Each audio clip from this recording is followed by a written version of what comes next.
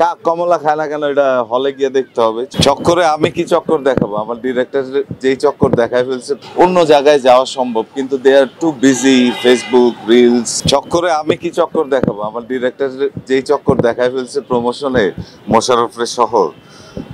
চক্কর আসলে আমাদের খুব কাছের একটা সিনেমা, মানে আমার ফেলো ফিল্ম মেকার যারা আছে এবং যে কোনো ফিল্ম মেকার সে যখন তার প্রথম সিনেমাটা বানাইতে চায় তখন আসলে as a film maker performer আমি তার পাশে থাকার চেষ্টা করি। তো জীবন আমাদের কাছের ছোট ভাই, তো ও যখন তার প্রথম সিনেমা বানাইতে গেছে এবং বলছে যে ভাই তোমার তো থাকতে হবে, তো সেই হিসাবেই চক্করে আমার অন্তর্ভুক্তি এবং দেন আফটার ক্যারেক্টার এবং ফিল্মিং সবকিছু মিলে এটা একটা ইন্টারেস্টিং সিনেমা। একটা গল্পের অদ্ভুত গাঁথুনি আছে আর মোশাররফ করিমের দুর্দান্ত অভিনয় এবং হোল টিমের খুব ভালো এক্সিকিউশন আছে, প্রপার প্ল্যানিং ডিজাইন সবকিছু মিলে আমার কাছে মনে হয় যে অনেক মারামারি অ্যাকশন গান বিদেশে লোকেশনে ওই রকম সিনেমার বাইরে চক্করের একটা আলাদা চক্করে ঈদে দর্শক পড়ে যাবে এটাই প্রত্যাশা করছি। কাক কমলা খায় না কেন?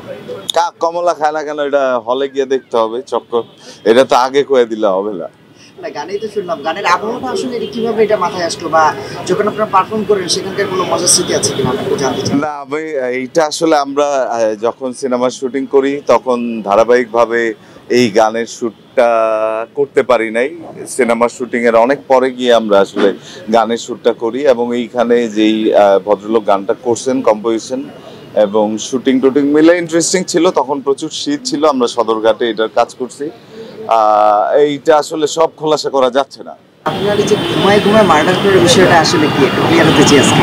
না, এগুলো ক্লিয়ার হইলে তো আর পরে গল্পে আমাকে দর্শক বিশ্বাস করবে না, তো সব ক্লিয়ারেন্স দেয়া যায় না। এইটা আসলে হয় কি যে আমি আসলে যেই ক্যারেক্টারে যেই জনরায় যে গল্পে যেইভাবে অভিনয় করার চেষ্টা করি তখন ওইটার উপর স্টাডি করি এবং ওইটার উপর আমাদের দেশের পারফর্মাররা এত ব্যস্ত থাকে এবং আমি সেটে গিয়ে দেখি ওরা আসলে মানে আরেকটু বেশি নেক্সট সিনটা নিয়ে মনোযোগী হইলে আমার কাছে মনে হয় যে প্রত্যেকটা পারফর্মারের তার নিজের কাজ এবং আমাদের গল্প সিনেমা সিরিজ সব কিছু একটা অন্য জায়গায় যাওয়া সম্ভব কিন্তু দে আর টু বিজি, ফেসবুক রিলস এবং অন্যান্য জিনিসপত্র মিলায়। তো আমার কাছে এই আজকে আপনাদের মাধ্যমে অনুরোধ থাকবে আমার সহকর্মী যারা আছে যে একটু আফটার মেকআপ কস্টিউম আসলে নেক্সট সিনটাকে নিয়ে যদি আমরা একটু ব্যস্ত থাকি, অনেক বেশি গল্প গুজব আড্ডা ছবি তোলা রিলস তৈরি করার বাদ দিয়ে যদি আসলে নেক্সট সিনটা নিয়ে অনেক বেশি ব্যস্ত থাকি আমার কাছে মনে হয় যে